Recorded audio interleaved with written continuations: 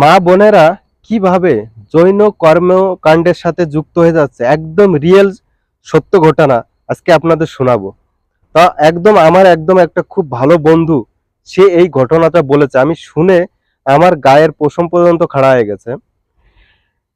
আমার বন্ধুর যে জায়গায় বাড়ি তার পাশে একটি 17-18 বছরের একটি মেয়ে আছে, পাশের বাড়ি। এখন সেই মেয়েটি সাথে তার মা বাবার প্রতিনিয়ত গন্ডগোল, ঝগড়াঝাটি কিছু না কিছু নিয়ে লেগেই আছে। তা মেয়েটি কোনো এক ওর বান্ধবীর সাথে যোগাযোগ করেছে, বান্ধবী এরকম সমস্যা হচ্ছে, তা তুই আমার কোথাও থেকে একটু থাকার ব্যবস্থা করে দে না, কিছুদিন আমি বাড়ির বাইরে থাকবো। সে বান্ধবী তাকে বলেছে যে ঠিক আছে বান্ধবী তুই চিন্তা করিস না, আমার একটা চেনাশোনা লোক আছে, সে ভালো কাজ দেয়, তো ওখানে গিয়ে দুজন কিছুদিনের জন্য কাজ করবো প্লাস থেকে থাকবো, তা তোর কোনো টাকা পয়সা লাগবে না। এইবার কি হয়েছে, সেই মেয়েটা সেই বান্ধবীর সাথে কিছুদিন পরে বাড়ির থেকে পালিয়ে চলে গেছে। বাড়িতে বাড়ির লোকজনে তো খোঁজাখুঁজি করছে, কোথাও পাচ্ছে না।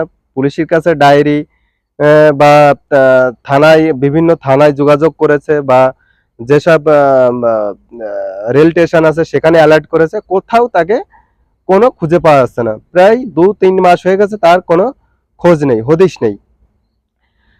একদিন পুলিশ কি করেছে, ওর ফোনটা ট্র্যাক করেছে। ঠিক আছে, ফোনটা ট্র্যাক করলে দেখেছে ও যেদিন বাড়ির থেকে পালিয়েছে তার 2 দিন আগে একটি মেয়ের সাথে কথা হয়েছে। এইবারটা সেই মেয়েটার সাথে যখন কথা বললো পুলিশে, তখন সেই মেয়েটি বলল, দেখুন ও আমার কাছে কাজ চেয়েছিল, তা আমি ওকে আহ, একটি জায়গায় কাজে দিয়েছি, তো সে আমার চেনা পরিচয় একজন লোক, সেই লোকের কাছে। কিন্তু মেয়েটা কিছুদিন পরে কিন্তু ওকে রেখে ব্যাকে চলে এসেছিল, তখন জিনিসটা ধরতে পেরেছে।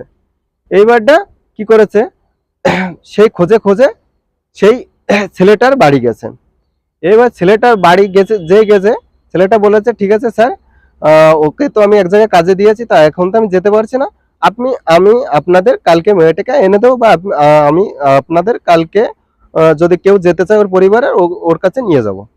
এই কথা বলে ছেলেটা বাড়ির থেকে দিয়েছে পলান, মানে বাড়ির থেকে পালিয়ে চলে গেছে। ঠিক আছে, এবার তাকে আর খুঁজে পাওয়া যাচ্ছে না। এবার অনেক কষ্ট করে সেই বাড়ির, যখন ছেলেটার মা বাবাকে তুলে নিয়ে গেছে, ঠিক আছে, ছেলেটার মা বাবাকে বা ভাইটাইকে তুলে নিয়ে গেছে,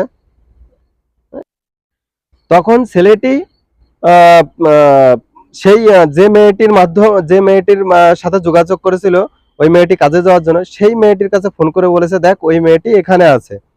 এবার সেই জায়গাটা কোথায়, সেই জায়গাটা হচ্ছে হচ্ছে আমাদের কলকাতার যে সোনাগাছি আছে, সেই সোনাগাছি পট্টিতে, সেই সোনাগাছি পট্টিতে ওকে রেখে আসছে। তাও সোনাগাছি যে আহ, পরিচালনা করে, বা জৈন কর্মীদের যেসব পরিচালনা করে, যে আহ, আহ, মহিলারা আছে বা বিটা ছেলেও আছে এর সাথে জড়িত, যারা পরিচালনা করে তাদের আন্ডারে দিয়ে দিয়েছে।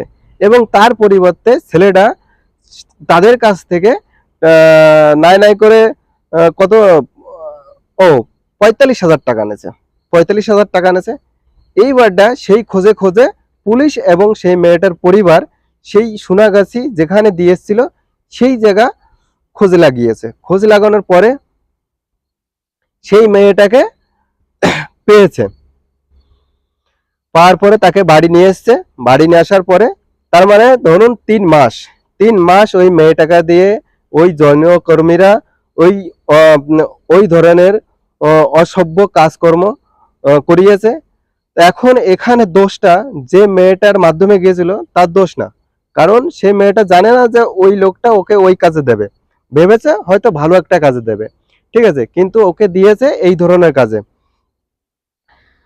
তো এই যে যে ঘটনাগুলো, এই যে আমাদের বাড়ির মেয়ে ছেলেরা বা অন্য যেসব মেয়ে ছেলেরা, অনেক সময় আমাদের বাড়ি অশান্তি হয়, আমরা কি করি, বাড়ির থেকে রাগ করে চলে যাই। অল্প অল্প অল্প বয়সী মেয়ে ছেলেরা রাগ করে চলে যায়, কিন্তু তারা যে কোথায় যাচ্ছে, কার মাধ্যমে যাচ্ছে, বা কি কাজে যাচ্ছে, বা কোথায় গিয়ে থাকবে, সেই সব না দেখে শুনে না জেনে শুনে একজনের সাথে হাঁটা শুরু করে, গিয়ে যে তার কপালে যে কি কাজ জটবে বা তাকে কি কাজে দেবে সেইটা কখনো চিন্তা ভাবনা করে না।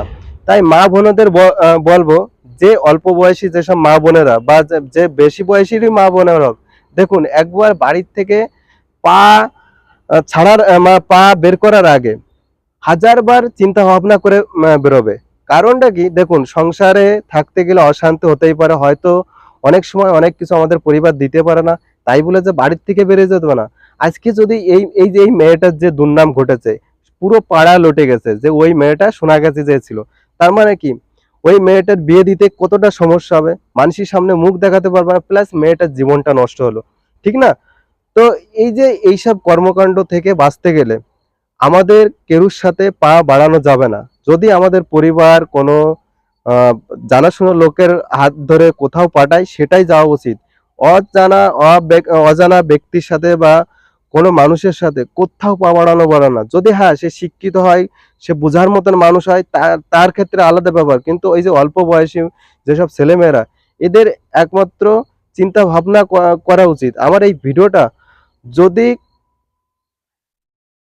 পশ্চিম বাংলাতে প্লাস পুরো ভারতবর্ষের সব কোণে কোণে পৌঁছানো, যাতে মা বোনেরা সতর্ক হতে পারে যে যে কোনো কোথাও যাওয়ার আগে যেন চীনা পরিচয় মানুষের সাথে যায়, বা জেনে শুনে যায় সে কোথায় যাচ্ছে, কি কাজে যাচ্ছে,